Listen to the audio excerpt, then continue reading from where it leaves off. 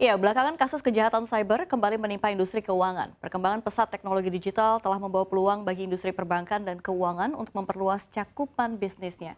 Penetrasi dan perluasan pasar tentunya ini akan mendorong tingkat inklusi keuangan bagi masyarakat di tanah air. Sayangnya, potensi dan perkembangan tersebut juga dibarengi dengan ancaman kejahatan cyber yang juga makin marak dan canggih. Selengkapnya kita akan bahas dalam Ramai Serangan Cyber, Simpan Duit Amannya di Mana ya? Ya, kita lihat slide yang pertama. Ya, Badan Cyber dan Sandi Negara atau BSSN memprediksi potensi serangan cyber akan makin marak di Indonesia. Serangan cyber tersebut antara lain ransomware, data breach, serangan advanced persistent threat, dan juga phishing. Selain itu, serangan ransomware juga masih menjadi fenomena menakutkan pada sektor keuangan di tahun 2023 ini. BSN mencatat ini dari 160 juta anomali malware, sebanyak 966.000 lebih ini terindikasi ransomware. Sebelumnya BSN juga mencatat di tahun 2021 setidaknya terdapat 1,6 miliar serangan cyber di Indonesia. Industri keuangan dan juga perbankan menjadi industri yang paling banyak terkena serangan ransomware. Bahkan serangan cyber tersebut pernah membuat salah satu bank syariah terbesar di Indonesia nggak bisa beroperasi selama beberapa hari.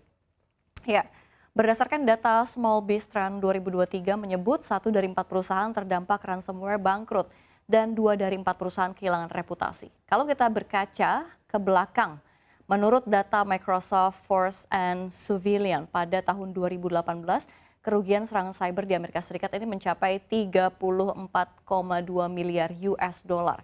Sementara data BSSN menunjukkan kerugian di Indonesia mencapai 14,5 triliun rupiah pada tahun 2022. Lantas, dengan maraknya serangan cyber ini, apa yang harus dilakukan oleh pemerintah? Kita lihat slide yang pertama berikutnya. Ya, kalau kita lihat Direktur Pengkajian Ekonom dan SKA Lemhanas RI, Laksamana TNI Oktav Ferdinand mengakui memang bahwa keamanan data masih menjadi salah satu permasalahan yang harus dibenahi agar terhindar dari serangan dan kejahatan cyber. Kecepatan melakukan investigasi permasalahan dan juga koordinasi berbagai pihak pun harus ditingkatkan. Ini senada dengan Oktav, SIM Production atau Product Manager Multipolar Technology Ignatius Oki menuturkan bahwa kolaborasi pemerintah dan industri teknologi dalam meningkatkan keamanan cyber ini membuat semua pihak lebih waspada terhadap ancaman serangan. Menurutnya langkah pencegahan sangatlah penting karena serangan cyber ibarat seperti wabah yang dapat terus menyebar ke seluruh industri. Jadi pihaknya pun berkomitmen mencegah untuk mencari tahu sumber serangan sehingga dapat dibenahi serta membantu industri mengadopsi teknik cyber security yang baru. Sementara itu juru bicara Badan Cyber dan Sandi Negara atau BSSN Ariandi Putra mengungkapkan sumber daya yang biasanya diincar hacker ini berasal dari aplikasi, jaringan dan server database. Dan BSN juga mencatat ada beberapa bentuk serangan yang kerap terjadi seperti malware attack. Selain itu serangan cyber pun bukan hanya bersifat teknis melainkan juga sosial. Ariandi mengatakan BSSN ini menyoroti serangan cyber sosial yang berkaitan dengan pesta politik pemilu tahun depan. Dia menegaskan BSN pun melakukan patroli dan juga investigasi pada serangan cyber yang bersifat teknis maupun sosial. Salah satunya melalui National Operational Center. Lantas kejahatan cyber apa saja yang pernah menimpa industri keuangan tanah air? Kita lihat di slide berikutnya. Ini kalau kita lihat baru-baru ini ada nasabah, kita sebut saja Bank BCA begitu ya, di Salatiga melaporkan kehilangan saldo 68,5 juta rupiah dari rekeningnya melalui transaksi kris. Kemudian nasabah BPD Bali, kita lihat rugi 21,59 miliar rupiah karena dugaan pembobolan atau peretasan transaksi ilegal. Sementara itu kasus yang menyeret BPD Bali terjadi pada April 2023 dan dilaporkan pada 15 Mei 2023. Ini kalau kata Kabid Humas Polda Bali, Kombes Johnson Panjaitan mengatakan laporan sementara masuk dalam dugaan tindak pidana peretasan. Akan tetapi ia menegaskan bahwa kasus ini masih dalam proses penyelidikan. Sebelumnya Deputi Gubernur Bank Indonesia, Juda Agung juga sempat menggunakan atau mengungkapkan bahwa permasalahan serangan cyber ini menjadi resiko yang menjadi salah satu fokus penanganan bank sentral di berbagai negara. Pasalnya memang intensitas dan keberhasilan gangguannya ini semakin tinggi. Terpisah, Kepala Eksekutif Pengawas Perbankan OJK, Dian Ediana Ray mengatakan dia terus berupaya mengantisipasi serangan cyber di industri keuangan.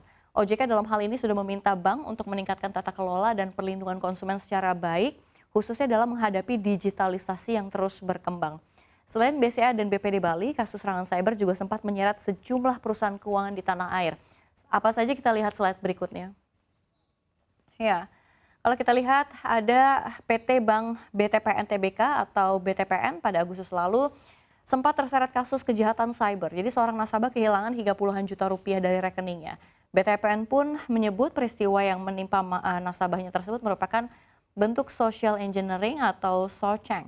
Digital Banking Head Bank BTN Irwan Tisnabudi ini mengatakan pihaknya menyayangkan kejadian ini. Selanjutnya kasus serangan cyber terbaru juga terjadi pada perusahaan pembiayaan PT BFI Finance Indonesia Tbk atau BEFIN.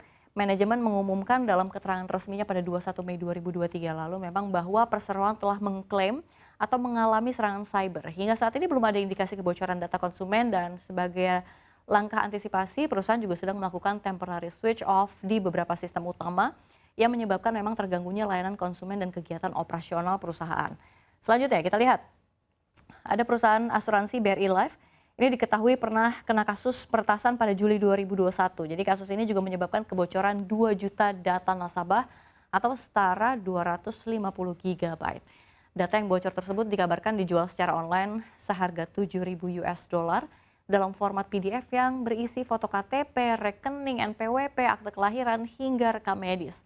Selanjutnya pada Mei 2021 lalu, website Badan Penyelenggara Jaminan Sosial atau BPJS Kesehatan juga diduga telah diretas. Ini serangan menyebabkan sekitar 279 juta data penduduk Indonesia bocor dan dijual dalam forum online atau Red Forums oleh akun bernama Kots.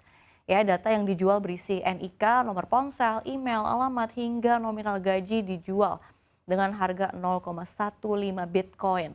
Sebagai pencegahan resiko lebih lanjut penyebaran data, akhirnya ini Kominfo turun tangan ya, mengajukan pemutusan akses terhadap tautan untuk mengunduh data pribadi dan memblokir Red Forum ya. Sobat Cuan, itu tadi sederet kasus serangan cyber yang terus terjadi di tanah air. Tentu kita berharap ke depannya tidak ada lagi terjadi kasus-kasus seperti cyber seperti ini ya yang sudah tadi saya paparkan, agar Sobat Cuan juga nggak worry lagi nih memilih sektor keuangan mana yang tepat untuk dipilih ya untuk menyimpan uang atau untuk menyimpan data-data pribadi Anda.